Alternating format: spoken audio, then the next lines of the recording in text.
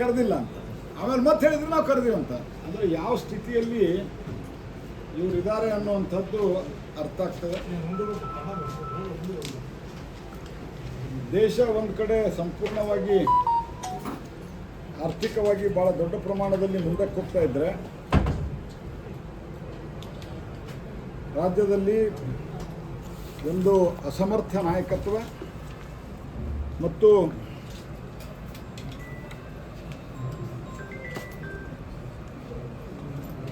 ಒಳಜಗಳದ ಪರಿಣಾಮವಾಗಿ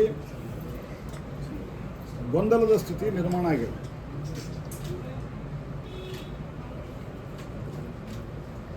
ಭ್ರಷ್ಟಾಚಾರ ಮನೆ ಮಾತಾಗಿದೆ. ಟ್ರಾನ್ಸ್ಫರ್ದೇ ಒಂದು ದೊಡ್ಡ ಸುದ್ದಿ. ಟ್ರಾನ್ಸ್ಫರ್ಗಳಿಗೆ ಅವ್ರ ಪ್ರಕಾರ ಪ್ಲಮ್ ಪೋಸ್ಟಿಂಗ್ಗಳಿಗೆ ಆಪ್ಷನ್ಗಳಾಗ್ತವೆ. ಇದು 60% ಸರ್ಕಾರ ಅಂತ ಮೊನ್ನೆ ಕಾಂಟ್ರಾಕ್ಟರ್ಸ್ ಇಲ್ಲ.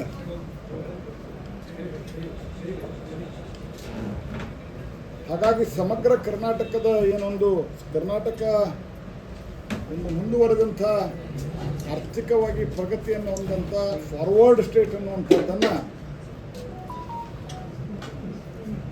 ಇವರು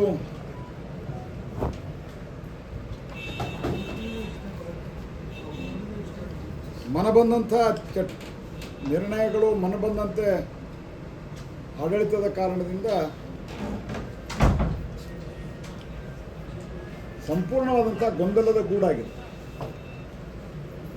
ಅದರಿಂದ ಸಾಕಷ್ಟು ಇವತ್ತು ದೊಡ್ಡ ಪ್ರಮಾಣದಲ್ಲಿ ಸಾಲ,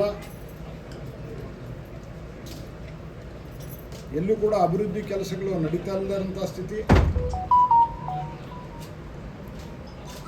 ಪರಸ್ಪರರಲ್ಲಿ ಮಂತ್ರಿಮಂಡಲದಲ್ಲಿ ವಿಶ್ವಾಸ ಇರಲಾರದಂಥ ಒಂದು ಸ್ಥಿತಿ,